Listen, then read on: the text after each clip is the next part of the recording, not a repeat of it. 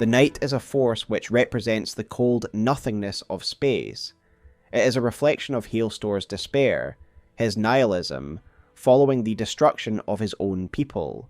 Should the Night Lord be victorious, then nothing will remain, only an endless desert. So when this cataclysm comes to the lands between, it unmakes everything. Space, time, and the lands themselves are eradicated by its spread. The night even snuffs out the light of the Erd Tree, the symbol of order itself.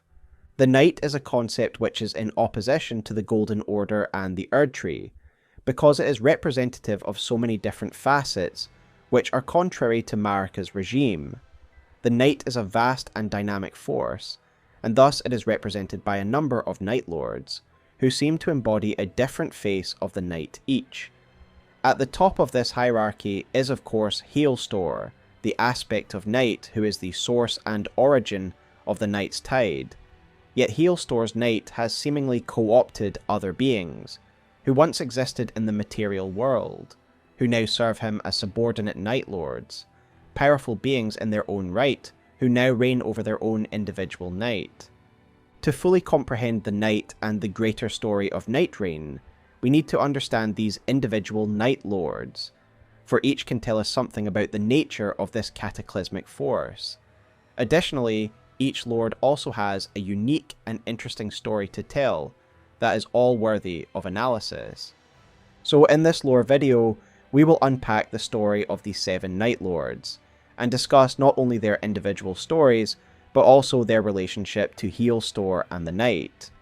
But before we get started, remember to like and subscribe for more content like this, and if you would like to support the channel more directly, then check out my Patreon for additional benefits such as exclusive content, giveaways, and early access to videos like this one.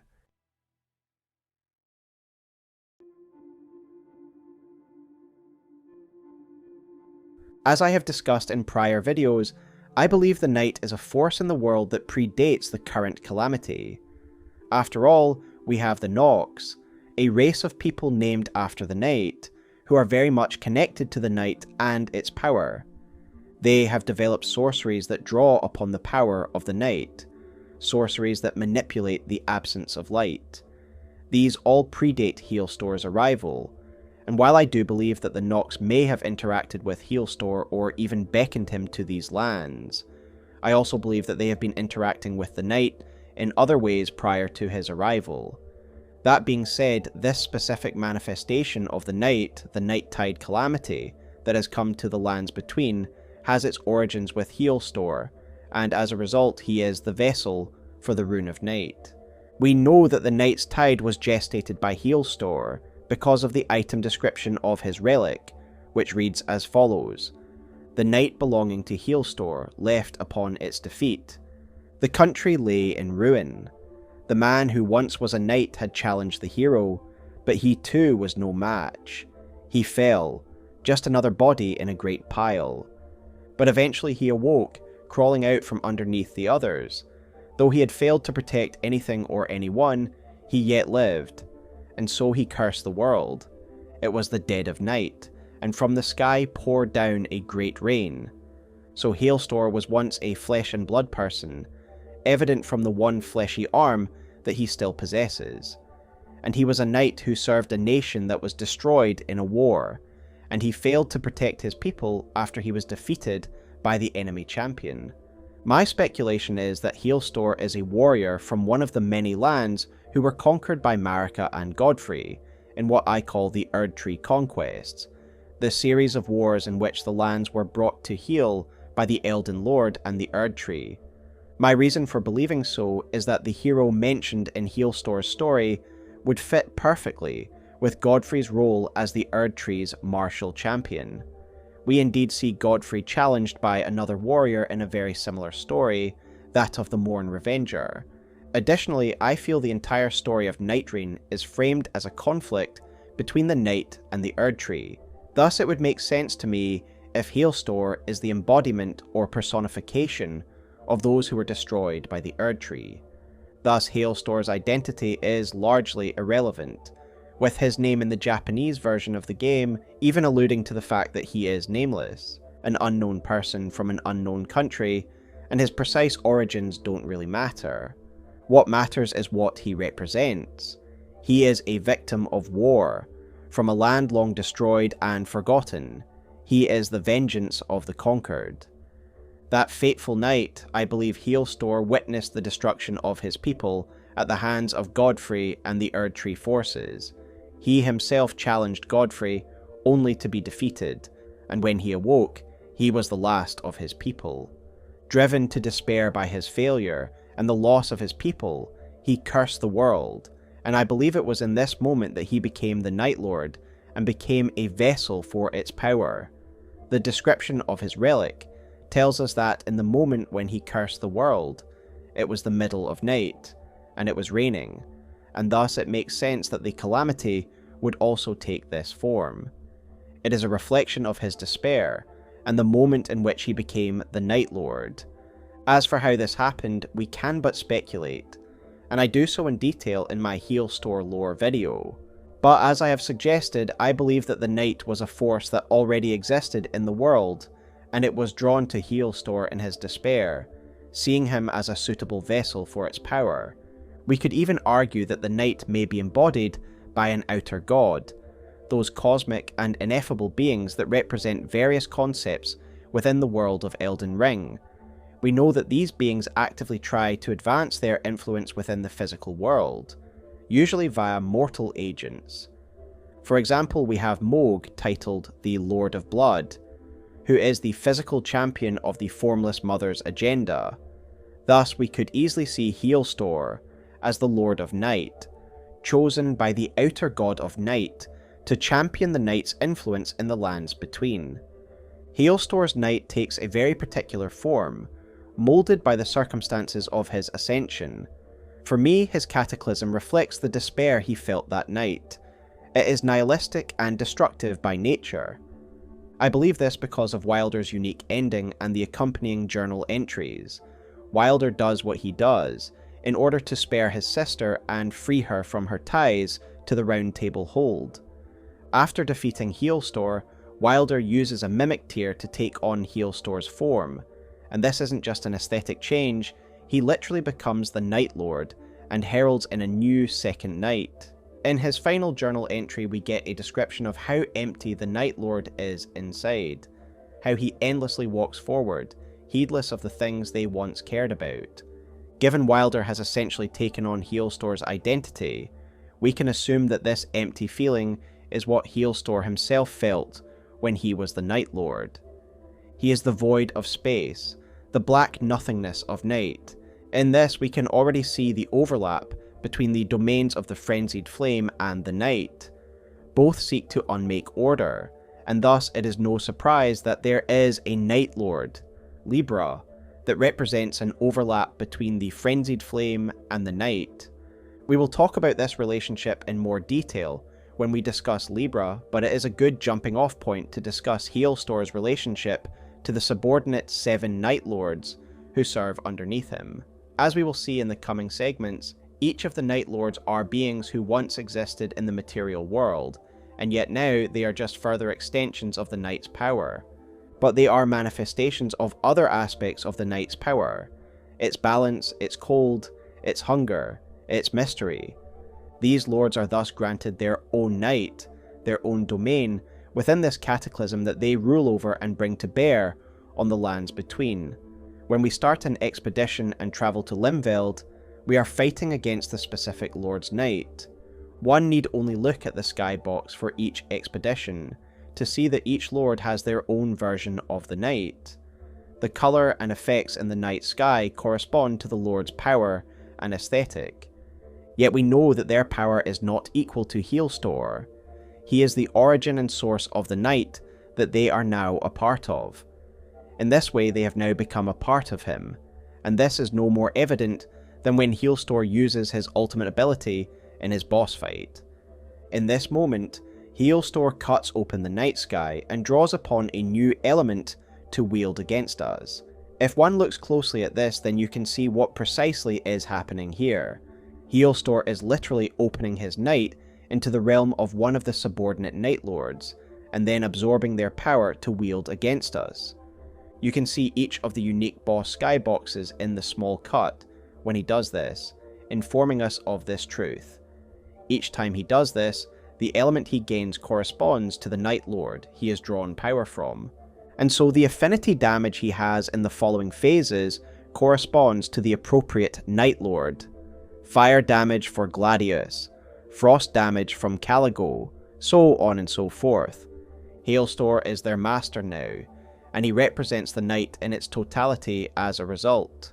As I mentioned, these beings once existed in some form or another in the material realm, and come from various lands and civilizations. Yet whatever they were before, they have been completely transformed. They are now metaphysical beings that are one with the night. But with that said, let us talk about the Nightlord, who I believe was the first of Heolstor's lieutenants, Gladius, Beast of the Night. The reason I believe Gladius was the first of the Nightlords to serve Heolstor is mainly because of the item description of its relic, which reads the following. The wolf pup, born with its 3 heads, was feared by its peers and driven out of the pack, but its will to live was strong indeed. Upon a rain-swept night, it seized a man's sword with its great jaws, but he showed no fear. He did not seek to harm the wolf, but instead took it in his arms. It has remained at his side ever since, always carrying that very sword. So we learn a lot of interesting information here. Firstly, that Gladius was once a wolf pup, who was pushed out of his pack because he was born with a mutation. 3 heads. So even prior to it becoming a Nightlord, it already had its signature 3 heads. But then this wolf pup made contact with a man whose sword he stole on a rain-swept night. That man has to be Heolstor. This is obvious given Gladius serves as a Nightlord, and that this chance meeting happened on a wind-swept night. To me, this meeting must have happened soon after the events described in Heolstor's relic, not long after he cursed the world and became a vessel for the night. My main reason for believing so is because of Heolstor's nature that we have discussed already. By the time we meet him in the game, he is an empty vessel, devoid of any feeling or care. Yet here we do see him treat Gladius with some level of affection, meaning whoever Heolstor once was is still present at this stage. Some of his humanity yet remained when he met Gladius. Additionally, it refers to it being a rain-swept night, meaning it could have been the very same night that Heolstor first cursed the world. Of course, we have had full confirmation that Gladius's master was Heolstor, thanks to the enhanced version of Gladius's fight, where in stage 2 of this fight, it is able to use the same sword slam attack that Heolstor can, clearly a technique passed down from his master. It therefore makes sense that Gladius is the first lord we have to face in-game. He acts as the barrier to the rest of the subordinate lords. It is because Gladius is Heolstor's loyal hound. We have trespassed on his master's territory, and so it will defend it. I believe Gladius has been by Heolstor's side since the beginning, and thus became the first of his lieutenants. There is also something else I want to hone in on, in regard to Gladius's relic, the fact that it confirms that the sword wielded by the 3-headed hound is Heolstor's original sword. This interests me greatly, because a large focus of my Heolstor video was on his weaponry.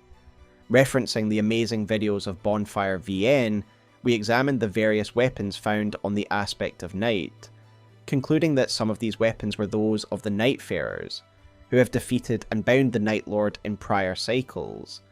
Yet most of interest to me was the Moonlight Greatsword he wields, and how he obtained such a weapon, as we know from the base game that these swords are Carrion artifacts, passed from a Carrion royal to their betrothed. Radagon received one from Rennala, and we can receive one from Ranni, should we become her consort.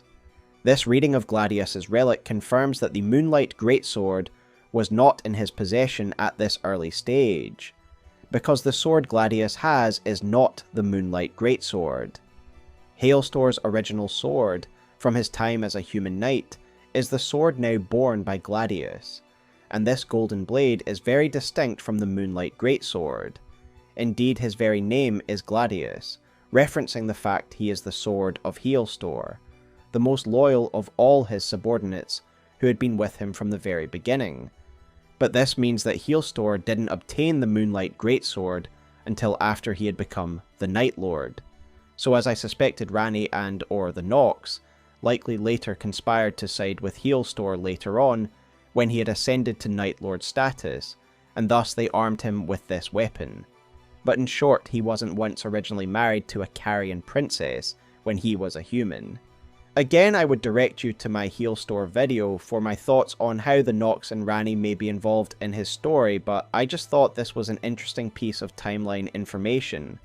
One final thing I find interesting about Gladius is the question of what type of wolf he was when he existed in the material world, because the colour of his fur and some of his moveset does feel rather familiar.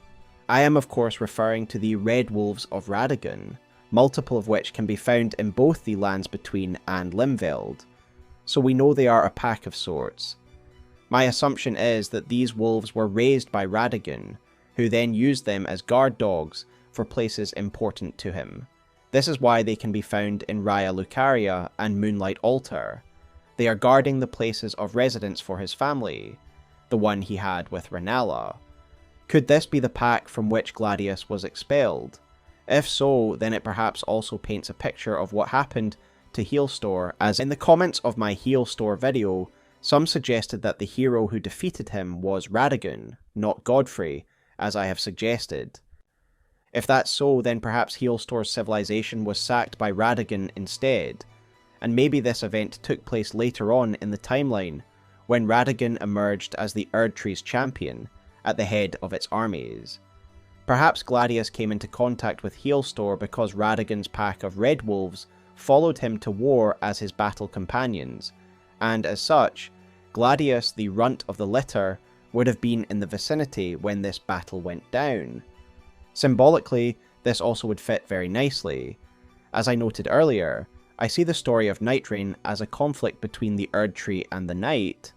Radagon has his hounds, and thus we could see Heolstor as his corrupted opposite, who also has his own Red Hound. Additionally, the Night represents Oblivion in opposition to the Erdtree's order. It represents the end of order, and thus it is fitting that Heolstor's hound is far more chaotic and unordered in regards to its physical form, with its 3 heads. This is of course just speculation, but I personally find it fun speculating on such connections. What becomes clear is that when a being becomes one with the Night, and ascends to the position of Nightlord, they are transformed, as they become a representative of one of its aspects, that which more closely aligns with the Lord's personality. For example, while Gladius had 3 heads before he became a Lord, I hardly believe he was able to wield fire, nor split into 3 variants, but the Night has clearly imbued this being with power. His new control over fire is a reflection of what Gladius represents.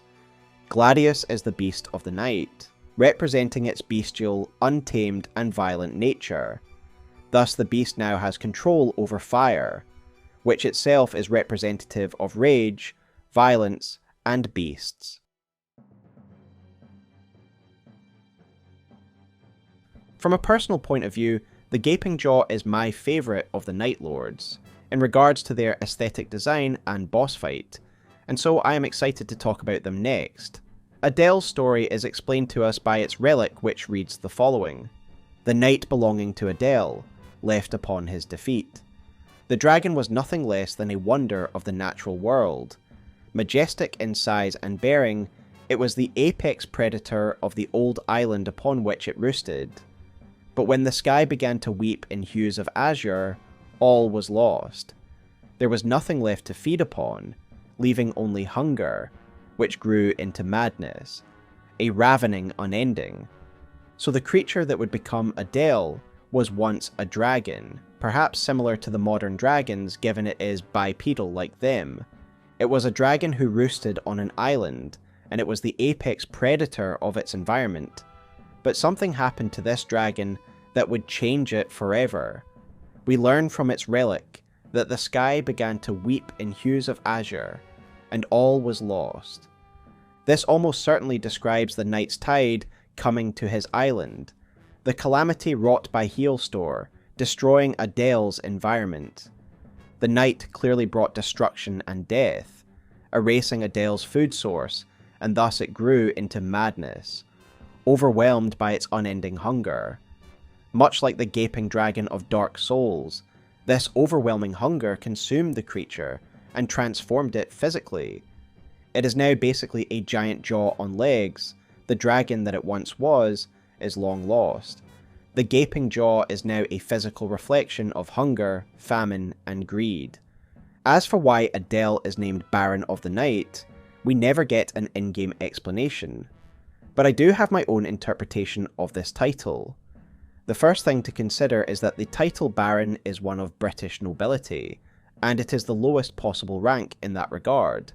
Perhaps this is a reference to Adel's position in the Nightlord hierarchy, that it is the lowest ranked, which would make sense as the Gaping Jaw is clearly intended to be the second boss that the player faces. Additionally, Adel is a creature purely driven by hunger, rather than a more intelligent or calculating being, like Maris, Caligo, or Libra, and thus it would make sense that it would have a lower rank. There is also the symbolic connotation that is connected to the term Baron when it is used in literature and other media. To me, the title Baron conjures the image of greed, power, influence, strength, and violence. One need only see the story of the Bloody Baron in The Witcher 3 to see all of these aesthetics at play. A violent, greedy, and powerful man. Well, at least on the surface, there is of course a lot of emotional depth to that character, but you take my point. Adel being the Baron of the Night just fits. He is raw power and greed personified, elevated to a position of power by the Night. Everything described in this relic suggests to me that Adel is a creature of instinct, and thus its fusion with the Night will not have been a conscious choice. Rather, the Night will have adopted it because it saw potential in what it represents. Adel is the hunger of the Night, a force which threatens to consume all. As a Nightlord, Adel has become associated with gravity magic, and I do feel this is fitting for the beast's character. Gravity magic can often be used to pull its prey towards it, again reflecting the greed and hunger of the Gaping Jaw.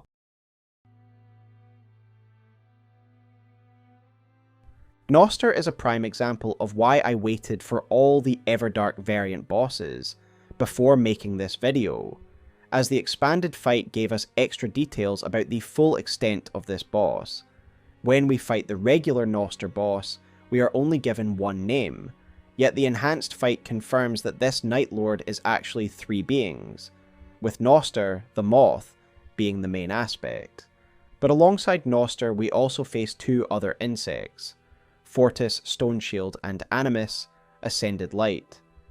This lord being a collective of insects makes sense when we consider the description of Gnoster's relic, which reads the following: "The night belonging to Gnoster, left upon its defeat." The secluded forest was being eaten away by the surrounding desert, and when the blessing of water passed over its many leaves and boughs, thus began a great exodus of its creatures. To survive, the insects would have to adapt. So began their prolonged and perilous journey.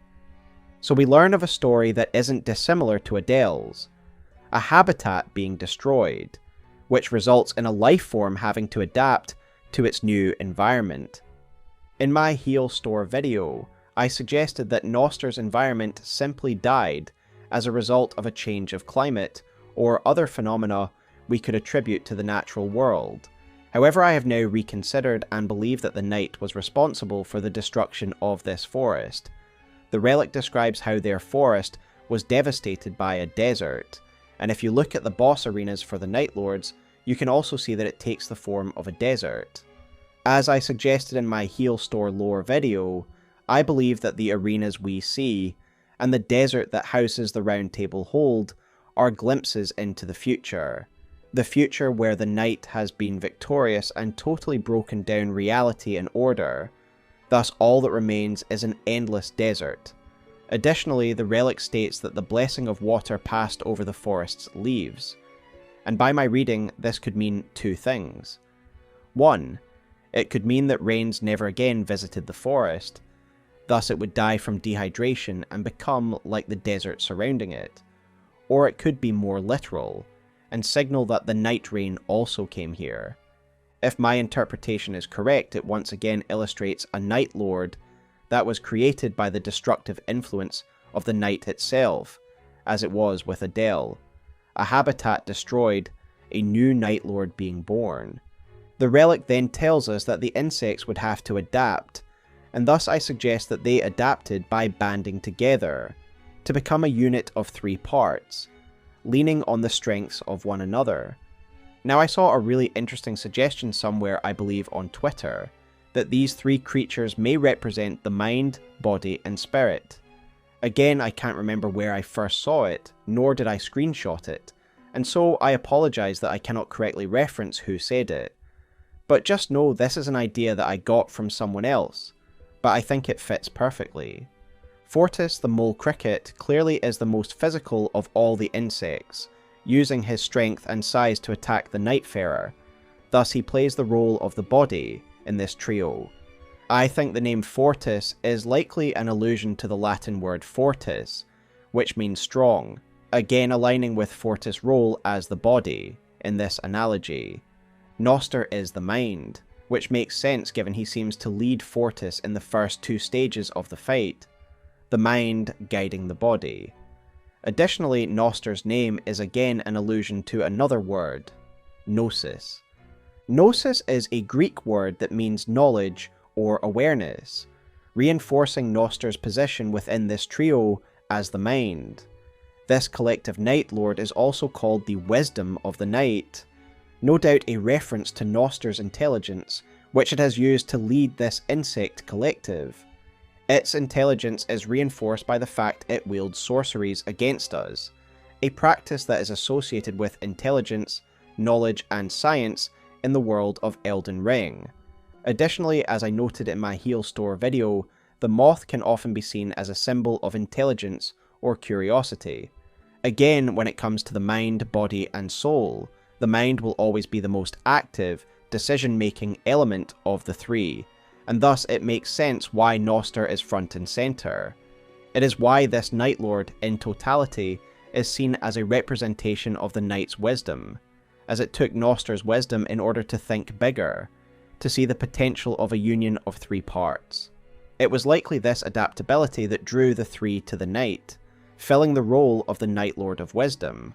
As for the 3rd member of the group, we have Animus, Ascended Light, and yes, once again this name means something, from the Latin word that can mean spirit or soul, and with Animus revealing itself in the Everdark version of the fight, this trio feels more complete.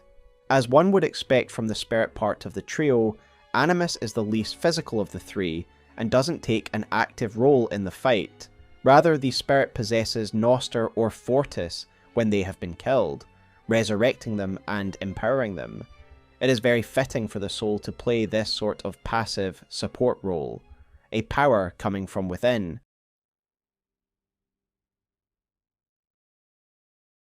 The Augur is almost certainly the most unusual and mysterious of all of the Nightlords, and it takes the title of Fathom of the Night. Fathom has 2 different meanings, both of which align with Maris' nature. Fathom is a unit of measurement underwater, which matches up with the aquatic elements of Augur's appearance. Maris is also a name of Latin origin that means of the sea.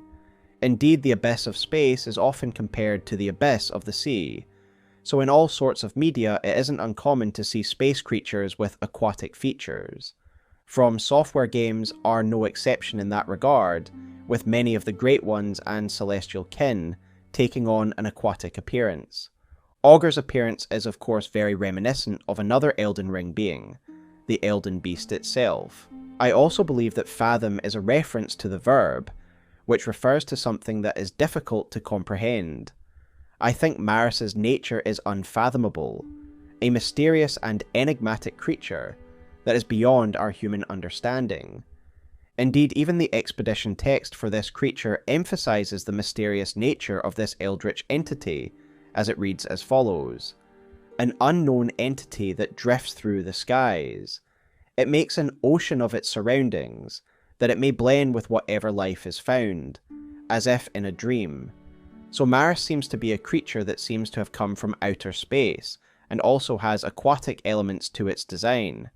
It is almost certain that these two are related, a similar or maybe even the same species of cosmic being, but while the Elden Beast chose to become an instrument of the greater will and order, Maris was seemingly indifferent to the greater universe. We learn this from the Augur's relic, which reads as follows: "For the first time in its existence, the drifting ancient being realized its interest had been piqued. Indeed, it had been roused from its aimless life of floating, camouflaged within its surroundings. The strange taste of this night was all too lonely, and more vast than it could ever know." So we learn lots of interesting things from this relic. Firstly, that it is an ancient being, and I would speculate that Maris was one of the oldest beings in the Elden Ring universe, alongside other cosmic creatures like the Elden Beast. Again, this raises questions about the Elden Beast, as prior to Nightreign we had no clue to its origins. Taking the base game lore by itself, one could easily interpret the Elden Beast as a creation of the greater will. Instead, it seems as though the likes of Elden Beast and Maris are beings of a similar species that came into existence following the shattering of the One Great. A sort of space whale that has drifted through the depths of space for far longer than any life on Earth has existed. In Elden Ring, the cosmos is the domain of the divine, and the origin of life, and so these creatures have seen things that we could only dream of. Yet for all this time, while the Elden Beast has been more active, Maris has been more of an observer, aimlessly floating through space, invisible to all. This makes sense of its expedition title, the Augur, as an augur was once a religious position in the ancient world, someone who watched for signs that could portend good or bad fortune. Maris is a watcher, and a being who merely observed the universe, much like an augur who watched for signs of portent. Yet in all the millennia of its existence, it is only the arrival of the night that roused Maris from a life of indifference. The night's calamity piqued its interest, due to its vastness and loneliness, something that attracted Maris to it, and become a Nightlord. A purpose finally found after all these years. So when I first pondered on Maris's symbolism, and what it represented, I believed that Fathom meant the mystery of the night, and while I think that is partly true, I cannot ignore all the aquatic symbolism associated with Maris.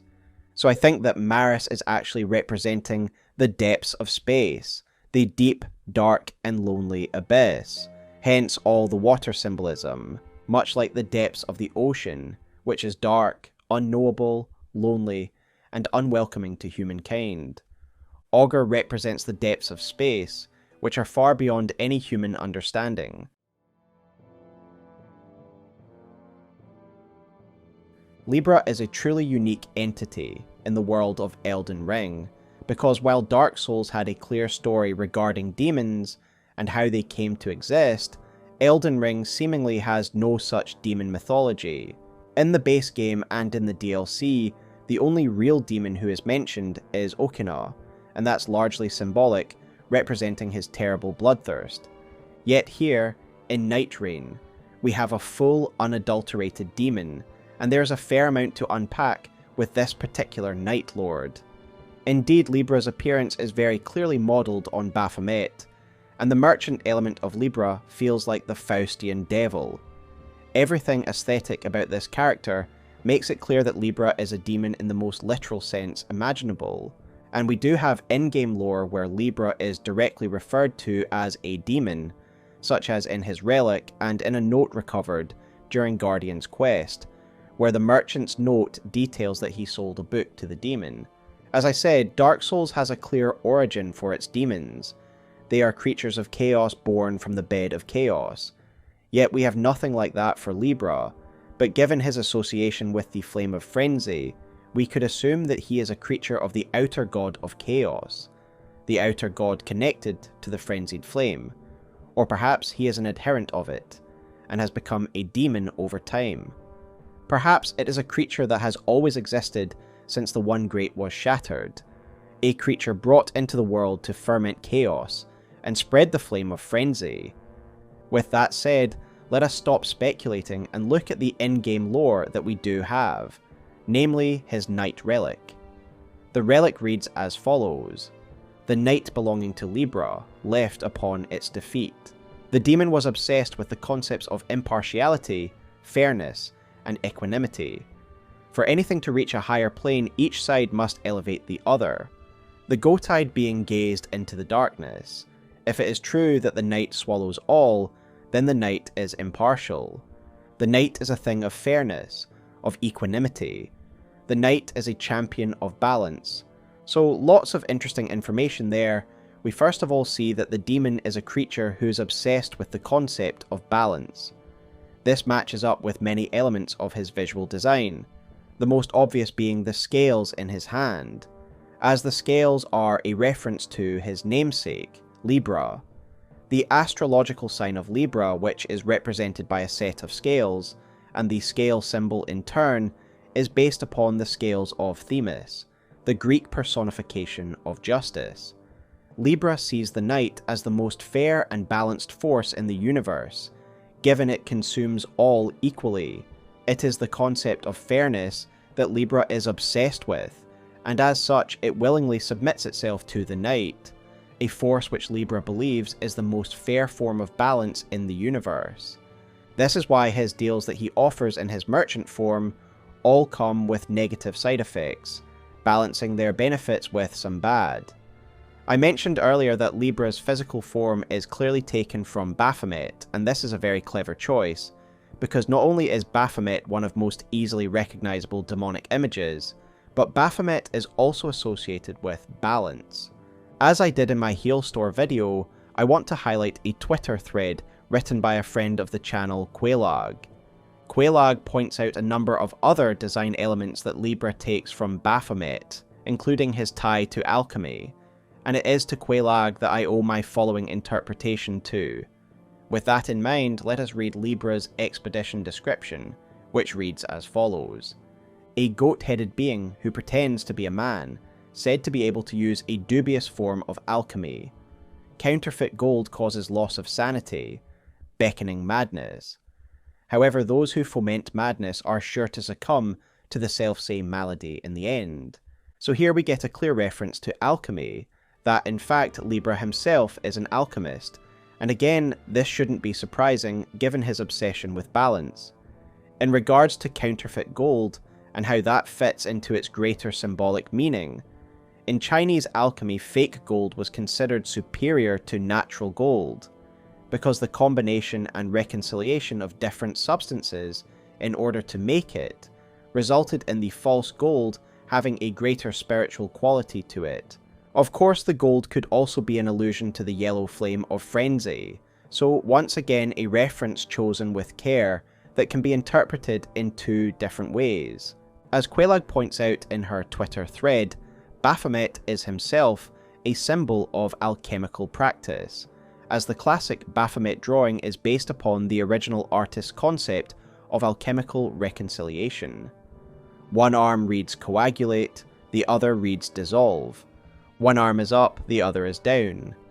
It is both animal and man, and it is both feminine and masculine. Baphomet is a symbol of balance, all opposing matter reconciled into a singular being. The magnum opus of alchemy is the Philosopher's Stone, or the Immortal Rebis, both being the perfect balance between all things. An object or being in which all opposites are reconciled and recombined into an object of balance, and thus immortality can be obtained. So again, alchemy is essentially the practice of understanding contrasting elements, and ultimately seeking to reconcile and balance everything. And so perhaps we can then see how this further connects Libra to the Frenzied Flame. In the base game, we essentially get the manifesto of the three fingers via Hieta. In this, she describes the original state of the universe, the One Great, a form in which there was no disparity or contradictions. Everything was the same.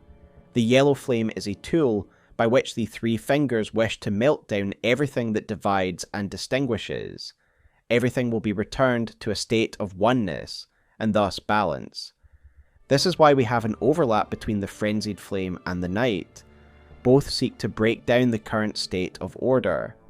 In a way, both are nihilistic, and in the base game many of the frenzied flame's adherents are drawn to it because it promises an end to sentient life, a philosophy which is very similar to Aristotle's famous quote, "To perceive is to suffer."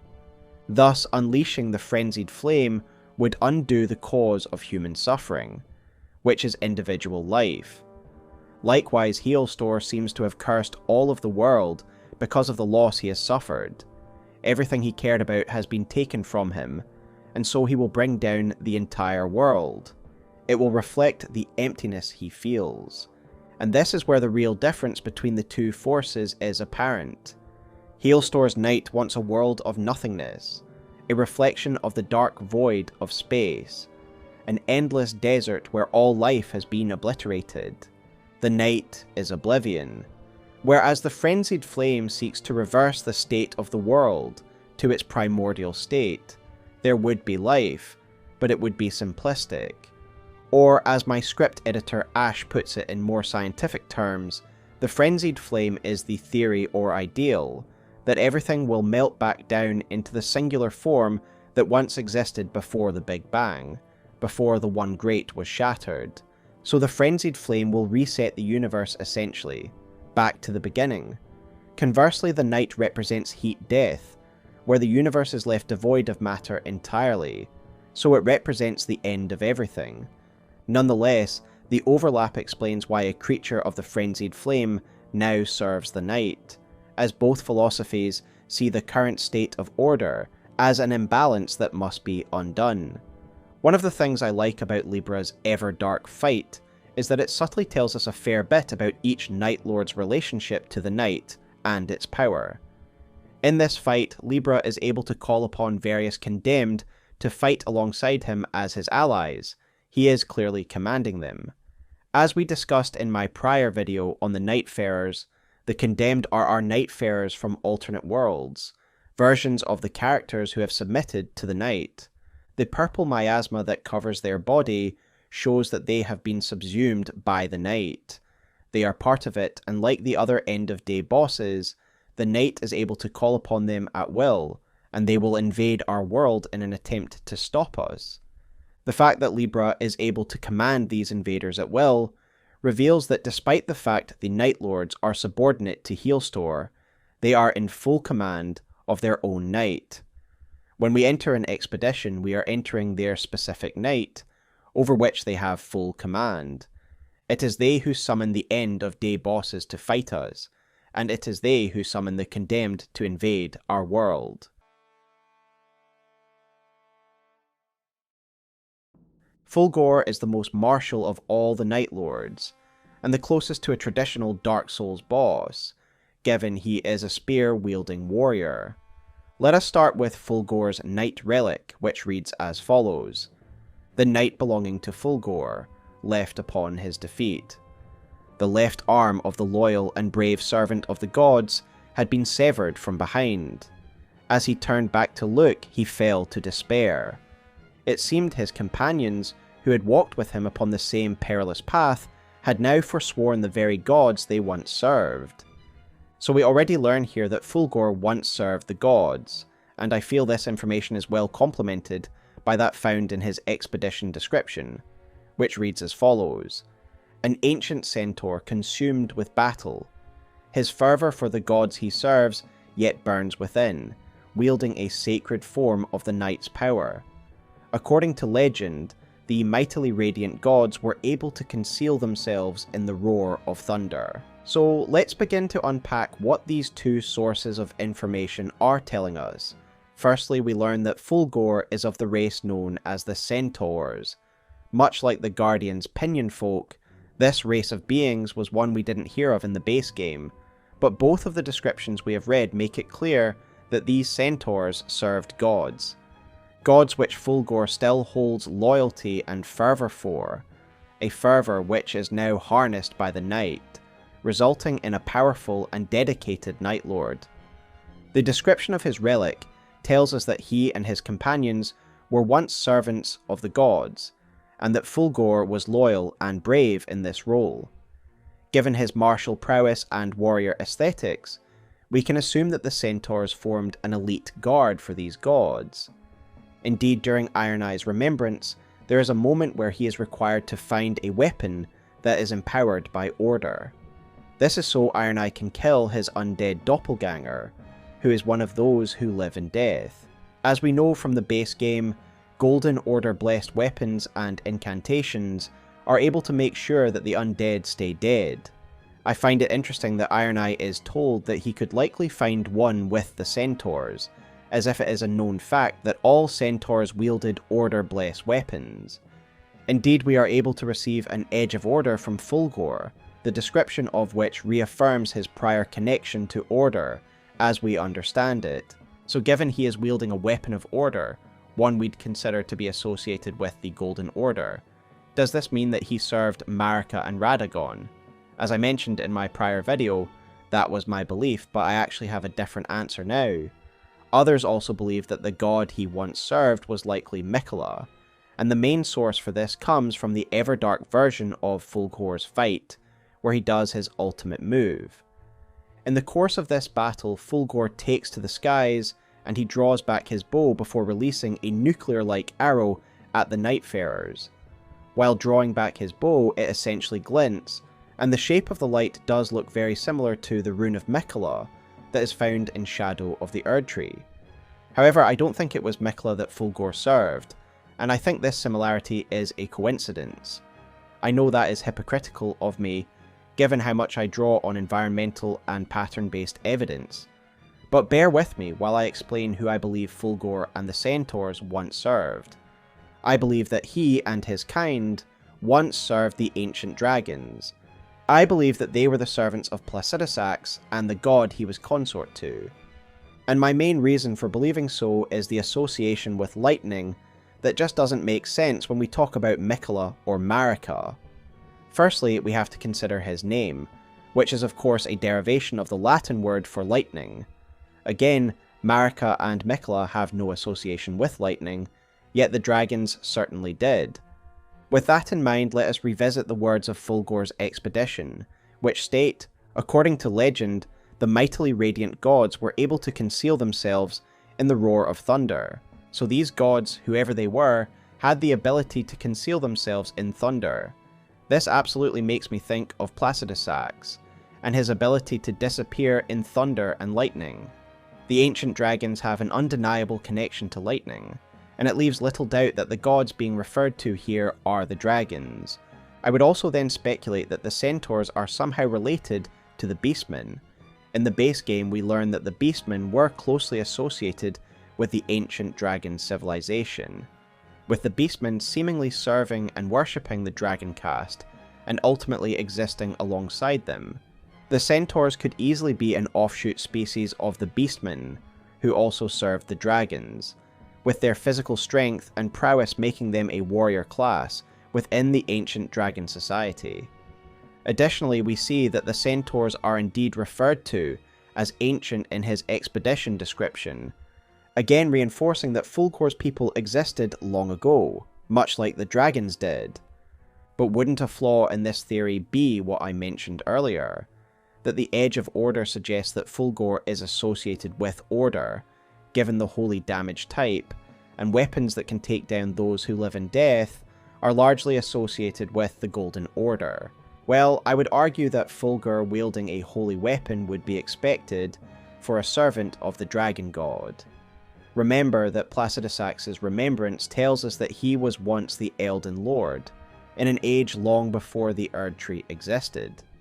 He was consort to a god who presumably was the vessel for the Elden Ring, much like Marika would later be, and this is why we can find a piece of art in Farum Azula that celebrates the Elden Ring.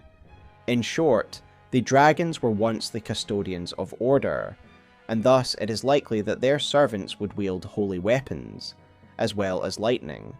I just think that all of this together fits better for me, that the centaurs were a beastman cousin species that served the ancient dragons as their elite warriors. As for the event that resulted in Fulghor's left arm being removed and his comrades abandoning their mission, we can also speculate on that given what we know about the history of the ancient dragons. We now know from Shadow of the Erdtree that the end of the ancient dragon's rule was accelerated by Baal the Dread, who led a revolt against the ancient dragons, even wounding Placidusax in this civil war. I would therefore suggest that Fulghor will have served in this battle, being wounded much as Placidusax was. His relic then also says that he was dismayed to see that his companions were the ones who had severed his arm and had turned against the gods they all once served. Fulghor was a loyalist, and his kin all turned traitors. If I am correct about Fulghor being present at this civil war, then we could see him as a loyalist to Placidusax, and his kin joined Baal in his revolt. There is one final explanation I would like to offer, that was given to me by my script editor Ash, the idea that the centaurs were once part of the Horn-Cent civilization. The main reasoning for this theory is because of Devonia, the Crucible Knight we can encounter in Shadow of the Erdtree. During the course of this fight, Devonia can call upon the aspects of the Crucible, yet hers is more advanced than others we can see in the game, as Devonia is able to temporarily transform into a centaur. Now, as I suggested in my Shaman's Lore video, I believe Godfrey and his Crucible Knights once belonged to the Horn-Cent civilization. I also believe that Marika was able to convince them to join her in overthrowing the Horn-Cent. Thus the Crucible Knights could be seen as traitor horned warriors. So if Devonia was once of the Horn-Cent, it then perhaps draws a connection to her centaur form, and the original centaur people. Additionally, the lightning connection can also make sense here, because as we know the divine beast of their pantheon is also associated with the sky and lightning, something reflected by the divine beast warriors and dancing lion, which both are able to wield lightning, in homage to their divine beast gods. So perhaps the centaurs also serve the Horn-Cent divine beast gods, and the treason referred to in Fulghor's relic is an indication that the centaurs also chose to side with Marika in her overthrow of the Horn-Cent. But all of these options are mere speculation. All that truly matters is that Fulghor was once a brave adherent of a set of gods. Fulghor still owes loyalty to the gods he once served, and I believe it is his desire to be a champion that drew him to the Night. He now serves the Night, and Heolstor as its foremost champion, and represents the holy aspect of the Night, the divine aspect. Hence, the Nightglow. As for why the Night, a force completely in opposition to order, would even have a divine aspect, we can but speculate. However, we could argue that because Heolstor is a Lord of Night, in possession of a great rune, that he is like a god, or on the same level as the demigods. Indeed, in the rune's item description we get reference to a god who the cutting-gifted tribe wished to trick. As I have suggested in my last two videos, I believe this tribe used various techniques to try and trick the Nightlord, and thus delay the coming of night. If I am right, then the Nightlord is being referred to here as a god. Again, if the Nightlord is a being comparable to a god, and the Night is ascendant, then perhaps having a divine element is a natural byproduct. But again, that is just speculation, and I would love your thoughts in the comments below.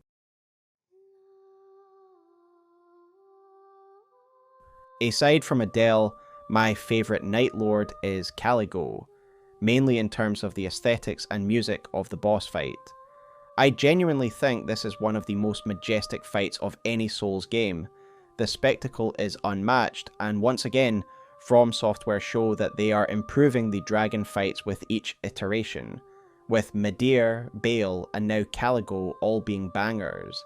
But like Maris, Caligo is one of the more mysterious of the Nightlords, and so with that said, let us try to unpack her lore.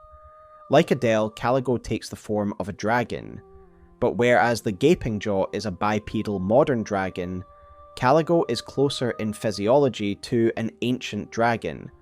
The 4 legs, the 4 wings, the classic signs that would align her with that ancient species. Yet her story isn't that simple, as her Night Relic reads as follows: the night belonging to Caligo, left upon her defeat. From the phantasmal peak upon which she hid herself, she peered down into the world, committing to memory what she perceived. Then, her eye drawn to a certain cataclysm, from out of hiding she leapt with wings unfurled, for she wished to know and to understand firsthand just what fortunes and misfortunes the disaster would bring upon the world. So, interesting things here. Mainly, we learn that Caligo didn't come from the material plane. She is instead described as coming from a phantasmal peak, meaning a metaphysical or cosmic location from which she could view all of reality. Caligo is an observer, and this is an aspect of her that is reflected in her boss fight Skybox, where we see a giant eye looking down upon us. While she was observing the world, something caught her eye, the spreading night cataclysm, and she wanted to understand and witness the effect it would have on the world. Thus we learn she is a curious being, and was drawn to the night because she wanted to witness it firsthand. As for what she represents, I think her title gives us the answer very clearly. She is the Miasma of the night. Miasma is an interesting word, a Greek word that means an oppressive or lingering atmosphere, a heavy cloud or mist. Considering this and looking at her powers and abilities, I believe this is all a reference to the cold mist that she exudes. Her expedition explanation also reaffirms that she is a being who lurks within the fog. Indeed, even her name means fog or mist, a reference to the cold, shrouding mist she can envelop herself in. I think that she is representing the cold of night. In many ways, order and the Erd tree is representative of heat and life, and thus it makes sense that the night would represent cold. In the depths of space, absent any heat sources, the baseline temperature is minus 270 degrees, and clearly Caligo is the ambassador of this cold. However, I do think there is a little more to her domain than merely the cold. As I've said, Caligo is an observer, and she chose to become part of the night in order to observe its destructive influence firsthand, without any care or consideration for the individual lives it would affect. Her expedition description also further reinforces this, telling us that she appears at important moments in history, yet never gets involved. She essentially rubbernecks moments of great turmoil or upheaval. She isn't just the cold in a physical sense, but also metaphorical. She represents the night's uncaring, cold, dispassionate nature. With all that in mind, we need to try and answer a burning question. What exactly is Caligo? She looks like an ancient dragon, and yet she seemingly existed like some cosmic being, on a phantasmal plane of existence. Was she once an ancient dragon who somehow ascended the mortal plane? Or is she some greater being like Maris, who just takes the form of a dragon? Well, I think the answer to this can come from her expedition description, which reads as follows: a prehistoric dragon which lurks within fog. The great shadowy pair of eyes, framed in frigid mist, are said to appear at history's great junctures. Its coldness can readily purloin the living warmth of its victims. So here we see Caligo named as a prehistoric dragon, and prehistoric is the term used in the base game to describe the reign of the ancient dragons. Thus, I do think that it is fair to conclude that Caligo is an ancient dragon. She just became something more. She ascended to a phantasmal plane to observe the world, rather than partake in it. Again, if my speculations have been correct, then that means that 3 of the Nightlords are in some way connected to the dragon civilization. But that's it, folks. That is my analysis of each of the individual Nightlords for now anyway. In future, I may revisit the subject if new DLC comes out. Additionally, there are some adjacent subjects that I may want to review in the future. Namely, I would like to dive deeper into the relationship between the Night and the Frenzied Flame, and thus Libra may well warrant a deeper analysis. But what are your thoughts on the Nightlords? Was there anything you believed I missed? And who is your favourite out of these amazing characters? But until next time folks, I will see you in Limveld. Take care and have a wonderful evening.